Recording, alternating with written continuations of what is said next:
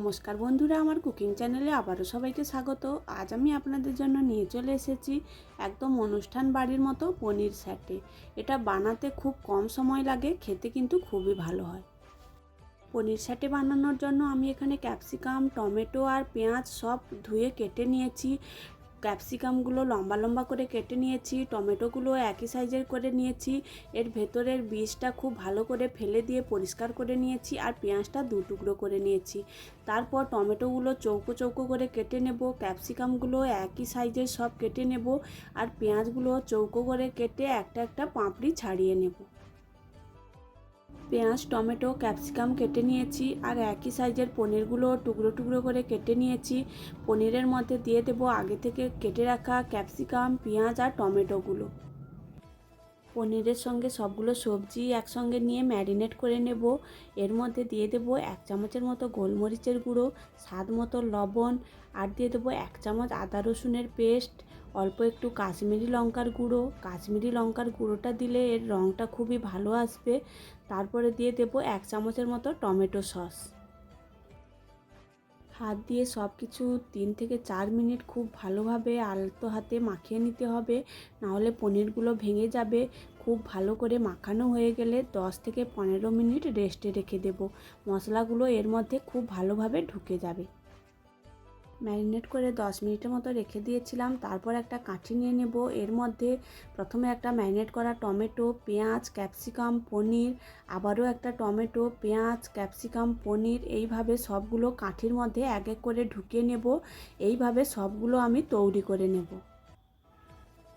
তারপর একটা ময়দার কর্নফ্লাওয়ারের ঘোল তৈরি করে নেব। একটা পাত্রের মধ্যে আমি 2 চামচ কর্নফ্লাওয়ার নিয়ে নিয়েছি। এর মধ্যে বড় চামচের 2 চামচ ময়দা নিয়ে নেব, আর দিয়ে দেবো কিছুটা গোলমরিচের গুঁড়ো, অল্প একটু আদা রসুনের পেস্ট, আর স্বাদ মতো লবণ, আর একটা ডিম ফাটিয়ে এর মধ্যে দিয়ে দেবো। এর মধ্যে সব কিছু দেওয়া হয়ে গেছে। তারপর অল্প অল্প জল দিয়ে একটা মিডিয়াম ব্যাটার তৈরি করে নেব। একদম পাতলাও করব না, একদম মোটাও করব না, একদম মিডিয়ামভাবে একটা ব্যাটার আমি এখানে তৈরি করে নেব। কাঠিতে ঢুকে রাখা পনির সবজিগুলো নিয়ে এই ব্যাটারের মধ্যে নিয়ে নেব। তারপর একটা চামচ দিয়ে খুব ভালো করে ব্যাটারটা এর গায়ে খুব ভালো করে লাগিয়ে নেব। ব্যাটারটা এখানে অল্প একটু পাতলা হয়ে গেছে, আপনারা চাইলে আরও ঘন করেও বানাতে পারেন। তারপর গ্যাসের মধ্যে একটা ফ্রাইং প্যান বসিয়ে দেব। ওর মধ্যে খানিকটা সাদা তেল দিয়ে তেলটা খুব ভালোভাবে গরম করে নেব। তারপর যে কাঠিগুলো ব্যাটারের মধ্যে ডুবিয়ে রেখেছিলাম ওগুলো এক এক করে ফ্রাইং প্যানের মধ্যে দিয়ে দেব। সবগুলো এখানে দেওয়া যায়নি, একবারে 4টে দিয়েছি। তারপর মাঝারি আঁচে উল্টে পাল্টে লাল লাল করে ভেজে স্যাটেগুলো নামিয়ে নেব। প্রথম ব্যাচটা ভেজে নামিয়ে নিয়েছি। ওই তেলের মধ্যে বাদবাকিগুলো একইভাবে লাল লাল করে ভেজে নামিয়ে নেব। সবগুলো নামিয়ে নেওয়ার পর ফ্রাইং প্যান থেকে তেলটাও আমি কমিয়ে নিয়েছি। অল্প একটু তেল রেখে দেবো এর মধ্যে। তারপর এর মধ্যে দিয়ে দেবো অল্প একটু আদা রসুনের কুচি, কিছুটা পেঁয়াজ কুচি, আর দিয়ে দেবো এর মধ্যে অল্প একটু টমেটো সস, সয়া সস, অল্প একটু ভিনিগার, আর দিয়ে দেবো গোলমরিচ আর কিছুটা কাশ্মীরি লঙ্কার গুঁড়ো দিয়ে 1 থেকে 2 মিনিট খুব ভালোভাবে সব কিছু মিশিয়ে নেব। সবগুলো 1 থেকে 2 মিনিট খুব ভালোভাবে মিশিয়ে নিয়েছি। তারপর যে স্যাটেগুলো ভেজে রেখেছিলাম ওগুলো এক এক করে এই মশলার মধ্যে দিয়ে দেব। আপনারা চাইলে শুধু মুখেও এগুলো খেতে পারেন, মশলার সঙ্গে না দিয়ে। মশলার সঙ্গে খুব ভালোভাবে মিশিয়ে নিলে খেতে কিন্তু খুবই ভালো হয়।